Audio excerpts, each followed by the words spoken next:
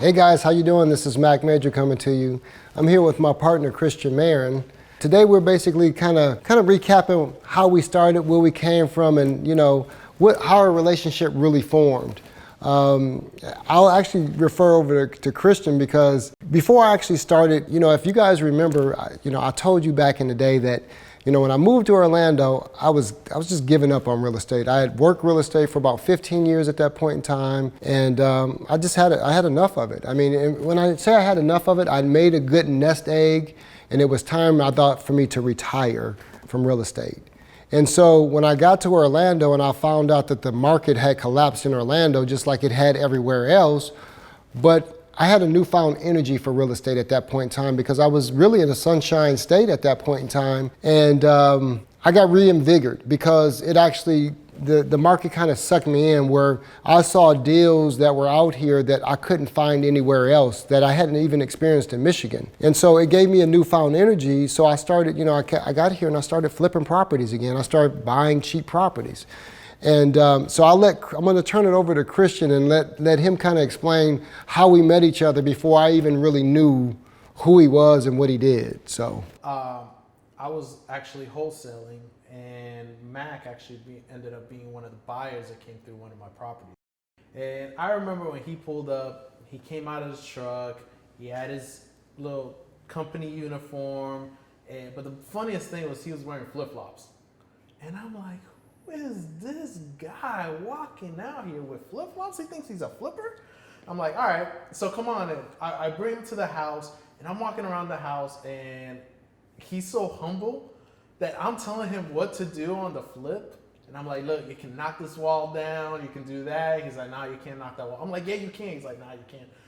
I'm like, and the whole time, I'm like, just trying to talk to this guy. I had no idea how experienced he was or what it was. And he ended up buying the house. We couldn't close it. Right. Because title issues. But title issues. You guys remember title issues, okay? You have to make sure that the title's free and clear. And so you'll hear more about that later. So I ended up selling the house, and it wasn't until a year and a half later that we actually ended up running into each other at another company. Yeah.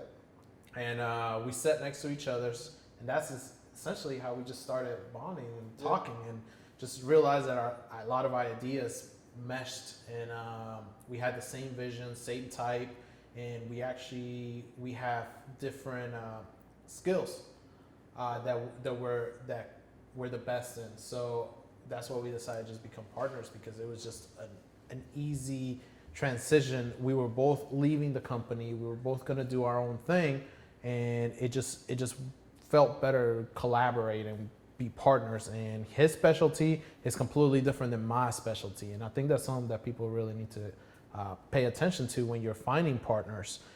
It's not just, hey, just because you're my best friend or or something. Absolutely. Because like one thing, I'm the integrator. So if you've read the books and scaling up and finding people, you're going to have the visionary, you're going to have your integrator. And Mack is a perfect example of a visionary. I mean, how many times have you told us this is what we need to do? This is what we need to do. And it's like you see where you need to be and where you need to go, but you can't figure it out how the roadmap is gonna fit there. Right. And that's why you always just throw it at me, because then I just sit back and I'm able to visualize it and figure out how I need to take this idea or how to get to that path. And that's pretty much how we build a company. Yeah. So I think that makes our partnership really, really work very well, because you're able to, we can have a quick meeting and I can tell you exactly how we're doing in the company, the KPIs, the numbers, what's going on. And you're able to tell us, no, we're not able to do that. We need to do different things. We need to work on reducing our costs. Like, what was it, last year when I was like, we need to increase the marketing.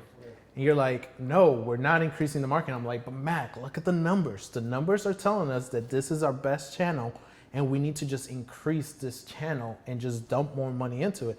And you were like, no, we're not. I'm not spending any more money.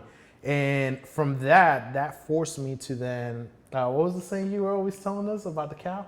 Oh, so what I always tell everyone in the office that we have a huge marketing budget, and what we target in, I mean, when we buy a cow, our company as a whole, we just eat the fillet and we toss the rest of the cow away.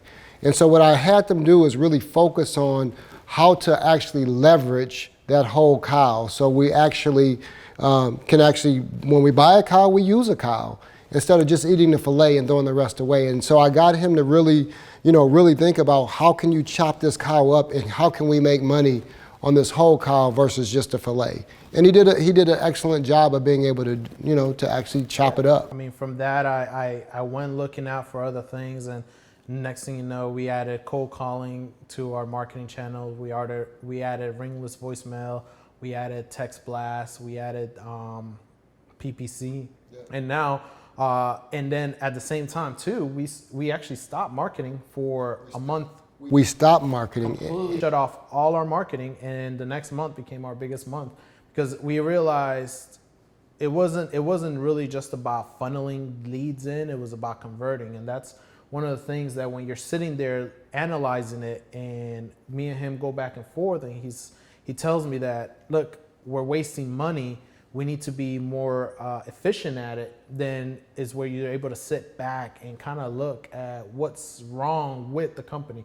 Where are you bleeding money? And what we realized was that our team wasn't converting the leads like they should have been. Right. And so we went back, we stopped marketing because they had plenty of leads. So instead of spending that additional cost on things that are just gonna waste, we actually ended up working on the team to make them convert better, which then next thing you know, out of the old leads that we had sitting there, we hit $300,000 the next month in acquisitions. And that was amazing. Yeah.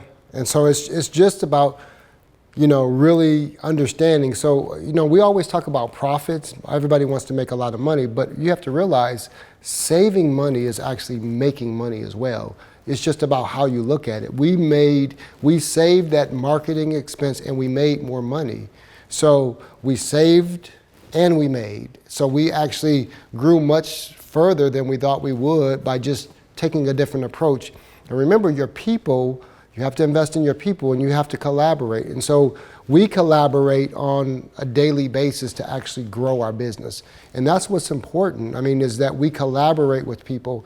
There is competition. Competition, what I would say, sets the bar for you, but that's not how you should interpret it. You should look at it as only a bar setter, and you go out and I believe collaboration makes us better. If I allowed and you allowed me to do only what I was comfortable with, we wouldn't be able to move this company and influence people to be better at what they do. And so I believe that creates the competition by challenging each other as we collaborate for us to get better.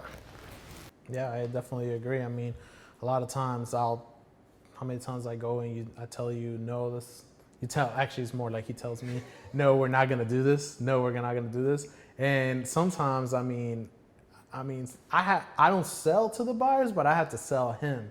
And I've learned how to come with the perfect pitch so that I can get what I want. But at times, sometimes he just tells me no, and we don't do it, and I end up realizing that wasn't the best option. We have the visionary and the integrator, but we switch roles and we flip roles, and we feed off each other, and that's how a good partnership, a good team works. And we listen to our team. If things, even though we're coaching them, they're still giving us feedback, and we need that feedback for us to get better. It's like when you drive a car, if you move out the lane, you look and you get back in. You need that constant feedback, and that's what we do. So when you're out there developing, your team, which is what I've assembled a good group of people that works around me, and we collaborate with each other. We want to bring you information that's actually going to make you better, make you expand, make you grow.